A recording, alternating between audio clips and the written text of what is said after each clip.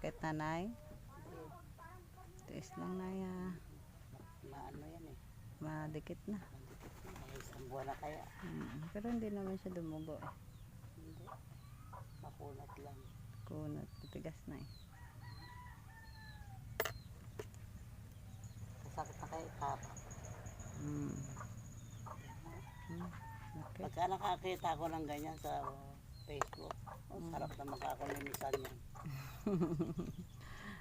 Buo ang pagkatanggal. Mahilig ka rin pala noon. Oo, nanonood ako niyan. Yung kamoy, yung dalawang lalaki na yun, halos na matay-matay na. May putek yan, kung ano-ano.